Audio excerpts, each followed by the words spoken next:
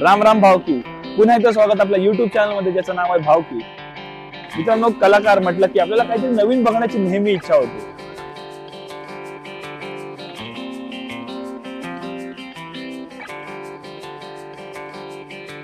आता ह्या व्हिडिओद्वारे आपण कलाकार आणि त्यांचे स्ट्रगल्स, त्यांचे अनुभव त्यांच्या तोंडून ऐकणार आहोत. तयार आहात? चला तर मग. मागे तुमचा स्टॉल दिसतोय, त्याच्याबद्दल थोडं सांगा ना. पेपर कटआउटचे आर्ट आहे. तर पेपर कट करून मी पोर्ट्रेट्स बनवतो, लॅम्प्स बनवतो किंवा स्कल्पचर्स बनवतो. तर सगळं हँडमेड कटिंग आहे. तर त्यात लेअर मध्ये पण आहे किंवा सिंगल लेअर मध्ये पण आहे. तर 2 फुटापर्यंत मोठे आर्ट वर्क्स आपण बनवतो. मी आता 12 वर्ष झालेले हे काम करतो. आता एक्सपेरिमेंट सगळ्यांमध्येच करतोय, पण सध्या ऍबस्ट्रॅक्ट मध्ये जास्त करतोय. आणि किती वर्षापासून करताय तुम्ही पेंट? मी अगदी लहानपणापासून फॅमिली जी आहे माझी ती आर्टिस्ट ने भरलेली आहे. ऍक्च्युली म्हणजे सगळे आर्टिस्टच आहोत आम्ही, म्हणून ते कुठे शिकावं लागलं नाही मला, ते आतमधून रक्तातच आहे. तो मेरी पहली फोटो मैंने 60 साल पहले निकाली, तो जमाना हो गया. ये मेरा पहले शौक था, अब मेरा बिजनेस है. तो मेरे पास फोटोग्राफ की लाइब्रेरी है, जिसमें मेरे पास 20 करोड़ फोटो हैं. तो जैसे ही पीपल जो भी लोग इस प्रोजेक्ट में एंटर करेंगे, मतलब मिरर के सामने आएंगे, वहाँ पे एक सेंसर है. तो सेंसर एक्टिव होगा और ऊपर आएगा you can't imprison your inner light. तो क्या होता है, इंसान जैसे ही वो मिरर पर अपने इमेज के साथ साथ ये लाइन पढ़ते हैं, तो एक कॉमन आदमी शायद खुद को कहीं ना कहीं सवाल करता है, क्या ये लाइन मेरे लिए है कि मैं अपने अंदर की रोशनी को कैद नहीं कर सकता है. बिकॉज बाय नेचर हम चाह के भी अपने अंदर की खूबसूरती को रोक नहीं सकते. So art also same things. When people see, जब भी इंसान देखेंगे अपने चेहरे अलग अलग मिरर में, तो अपने आप को एक अलग रूप में देखते हैं. ये चीज आपने सीखी कहाँ से? पहले तो देखो, फोटोग्राफी जो है ये पैशन होता है, भगवान की दी हुई कला होती है, ये आप सीख नहीं सकते. तो जब पैशन होता है, फिर आदमी को ये चिंता नहीं कि मेरा घर अच्छा हो, मेरे पास गाड़ी हो, मेरे पास बंगला हो, मेरे को खाने को रोज ये चाहिए वो चाहिए. नहीं, आदमी को अपने आर्ट में ही खुशी मिलती है. मैं पिछले 23 ईयर से काम कर रहा हूँ. हालांकि 12 या 13 साल से मैं सीरियस हो गया था, क्योंकि मुझे ऐसा लगा था मेरे द्वारा पढ़ाई लिखाई का जो एक मापदंड का एडुकेशन है, that is not for me.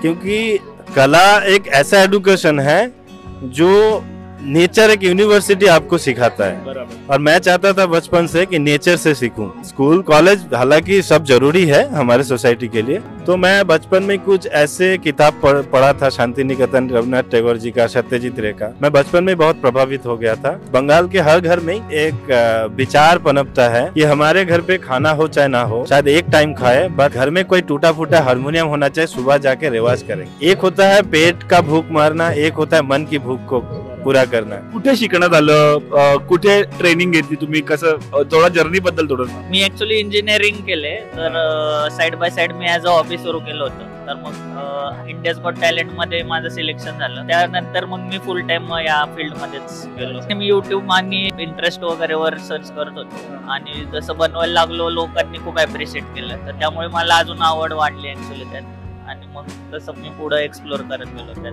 मला निर्माण करावी लागलीच नाही आवड, ती ऑटोमॅटिक आधीपासून होती, म्हणून मी मेहनत तशी आर्ट वरती घ्यायची गरज कधी लागलीच नाही. कारण की लहानपणापासून चित्र काढताना जर वातावरण तसंच आहे, तर तेच बघत मी शिकत गेलो. असं आता इतक्या वर्षात तुम्ही खूप सारे आर्ट्स बनवले असतील, राईट? तुमच्या सगळ्यात जवळचा मास्टरपीस कोणता आहे? माझे पोर्ट्रेट्स आहेत. कॉमन जे व्यक्ती असतात त्यांचे मी एकदम रिअलिस्टिक पोर्ट्रेट डेपिक्ट करायचे ट्राय करतो. तर ते माझ्यासाठी त्यातले ते डिटेल सगळ्यात तेच आहेत. तुमच्या सगळ्यात जवळची पेंटिंग कुठली? समोरच आहे हेच चित्र आहे, हे महाराजांचं. हे करण्याच्या आधी अभ्यास भरपूर करावा लागला मला. खूप लोकांनी वर्णन केलेलं आहे ऑलरेडी महाराजांचं, काही लेख वगैरे आहेत, आणि त्यांचं स्वरूप एका चित्रात मांडणं आणि त्यांचं कॅरेक्टर मांडणं ते कठीण आहे. आता मी म्हणत नाही की हे 100% आहे, पण मला स्वतःहून मी सॅटिस्फाईड आहे, म्हणून हे मला भरपूर आवडतं. एक मास्टरपीस क्या है आपकी, जो एक चीज आप अगर मतलब स्टैंड आउट है आपके लिए इतने सालों में? ऑब्वियसली बहुत डिफिकल्ट है, ये भी होना बाकी है. अच्छा, हाँ. कि अनदर वे ऑफ सीइंग, कि मेरा देखने का तरीका औरों से अलग है.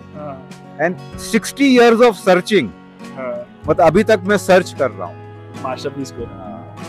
शायद उसी के लिए काम कर रहा हूँ. मास्टरपीस जिस दिन बन जाएगा ना, शायद उसी दिन मेरा ये जर्नी पूरा हो जाएगा. क्योंकि हर आर्टिस्ट का एक गोल रहता है कि मैं बेहतर से बेहतर काम करूं, रोजाना खुद को निखारूं, अपने काम को, observation, society, nature, environment, politics, people, animal, everything, entire universe, galaxy.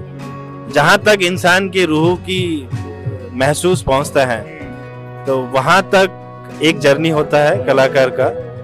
तो शायद वो मास्टरपीस कब होगा पता नहीं, बट कोशिश जारी है और शायद उस मास्टरपीस के खोज में ही हूँ। तुमच्या फॅमिली कडून तुम्हाला सपोर्ट मिळाला म्हणजे काय होतं फॅमिलीची रिएक्शन? कारण का नॉर्मली आर्टिस्टला फार स्ट्रगल करावं लागतं फॅमिलीला पहिला कन्व्हिन्स करायला. तुमच्याबद्दल कसं काय होतं? मी ऍक्च्युली आधी सांगितलं नव्हतं घरी, जेव्हा काहीतरी दाखवू आपण तर मग कन्व्हिन्स होतातच घरचे. तर मग तेव्हा मी टीव्हीवर वगैरे दिसलो होतं, मग त्यांना पण सपोर्ट केला की तुला जर त्यात इंटरेस्ट आहे तर मग कर. असं काही कोणाला विरोध नाही केला. नाही, मी जॉब केला पण मला स्वतःहून तो जमत नव्हता आणि हा माझा स्वतःचा डिसिजन होता की मी हेच करणार आहे. तर हीच फक्त हे बेबी स्टेप्स आहेत सध्या. पाऊल वाटत पुढे पुढे जसं होतं बघितलं जाईल काय होतं. मैं एक्चुअली एक अच्छी वेल टू डू फैमिली से हूँ. हमारा कपड़े का काम है. तो जब मैंने पिताजी को बोला कि मेरे को फोटोग्राफी करनी है तो बोला पागल हो गया, हाँ क्या करेगा. तो जब मेरा 1-2 महीना 3 महीना हो गया तो बोलते कितना कमाया. मैंने कहा इतना कमाया. बोला मेरे से डबल ले ले, तू छोड़ दे फोटोग्राफी. आपको कला करनी है तो अगर आप जो बड़े बड़े कलाकार हुए उनका आप अगर हिस्ट्री देखेंगे, जैसे हुसैन है, रजा है, तो वो पेंटिंग करते गए चाहे बिके या नहीं बिके. पर जब बिकना शुरू हुआ, मैं यहाँ जहांगीर में हुसैन का मैंने पहला शो देखा था 50 साल 40 साल पहले. 1000 रुपए में, 500 रुपए में, 1500 में पेंटिंग बेचता था. और जब उसका रेट 1 लाख हुआ, फिर 1 करोड़ हो गया. तो हो गया ना. कला में यही है कि लगे रहो. तो आर्टिस्ट का ध्येय यही होना चाहिए कि जो कला है वो घर घर पहुंचे. मेरा फैमिली तो मैं बहुत पुअर फैमिली से बैकग्राउंड करता था फाइनेंशियली. हालांकि मेरा मम्मी पापा का विचार बहुत उम्दा था. वो हमेशा बोलते थे कि पेट तो जानवर भी पाल लेता है, हम इंसान हैं, इंसान को पेट के साथ साथ मन की भूख का भी देखना चाहिए. सुंदरता हमारा मन की भूख होता है. तो मैं अपने फैमिली से पूरा सपोर्ट मिला. हालांकि फाइनेंशियली मैं बहुत स्ट्रगल किया, हर आर्टिस्ट करता है. I can't breathe without art and शायद ये मेरे खून में है, ये मेरा एक जीने का जरिया भी है. मैं इसके अलावा कुछ सोच नहीं पाता हूँ. या फील्ड मधलं तुमचं असं आयडॉल कोण आहे म्हणजे ज्याच्याकडे तुम्ही एक मोटिवेशन म्हणून बघता की ह्याच्यासारखं बनायचं आहे किंवा एक एपिटॉम ऑफ सक्सेस तुमच्यासाठी? माझ्यासाठी ऍक्च्युली जे कोण आर्टिस्ट ज्यांचे आर्टवर्क चांगले आहेत ते माझ्यासाठी सगळे आयडॉलच आहेत. मी पिकासोलाच माझा आयडॉल मानतो. कारण की मला त्यांनी जे निर्माण केलं ते जग पूर्ण वेगळं आहे. मला आतून ती स्टाईल पण ती खूप आवडते, म्हणून मला ते जास्त आवडतं. ऐसे किसी एक का नाम मेरे लिए बताना बहुत मुश्किल है, क्योंकि मेरे लिए ऐसा लगता है कि मेरे मम्मी पापा, मेरे दोस्त रविन्द्रनाथ टैगोर जी, सत्यजीत रे, किसी एक को चुनना बहुत मुश्किल हो जाता है यार, क्योंकि हर किसी का दिल से सपोर्ट होता है. आता नॉर्मली प्रत्येक एक फील्डचा एक पाथ असतो सक्सेसचा. ह्या फील्ड मध्ये जर तुम्हाला लो पासून वर पर्यंत जायचं असेल तर एक काय पाथ आहे सक्सेसचा? एक मेन म्हणजे कन्सिस्टन्सी पाहिजे. बाकी मग तुम्हाला मार्केटिंग पण जमलं पाहिजे. फक्त तुमचा आर्ट चांगला असून उपयोग नाही, ते तुम्हाला लोकांपुढे सादर करता यायला पाहिजे. त्यासाठी एक्झिबिशन झाले किंवा फ्ली मार्केट झाले किंवा इव्हेंट जसे शोज वगैरे, त्यात तुम्ही जेवढे ऑपॉर्च्युनिटी सगळे घेतले तर तुम्ही त्यात पुढे जात राहाल.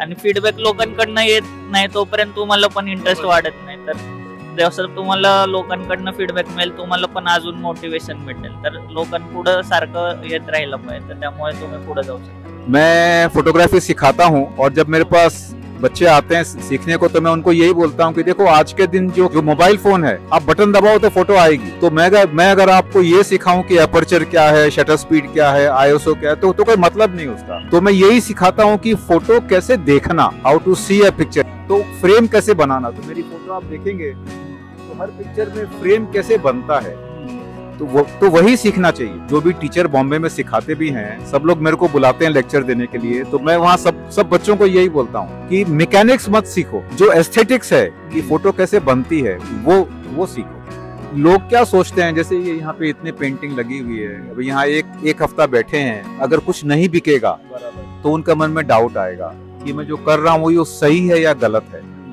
तो वो चेंज करेगा. चेंज मत करो.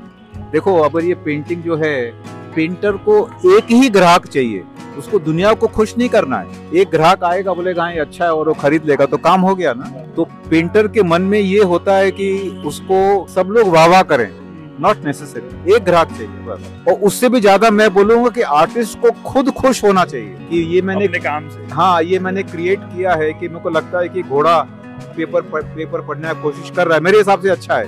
ठीक है, अच्छा है, कोई ले या नहीं ले। और ये मैंने मेरे करियर के स्टार्टिंग में सीखा। मेरा यहाँ शो था जहांगीर में और मेरे एग्जीबिशन में रजा आ गए, तो मैंने रजा को पहचान लिया। रजा की आजकल पेंटिंग 1-1 करोड़ में बिकती है। 1 करोड़ क्या, उसकी अभी एक बिकी 25 करोड़ में।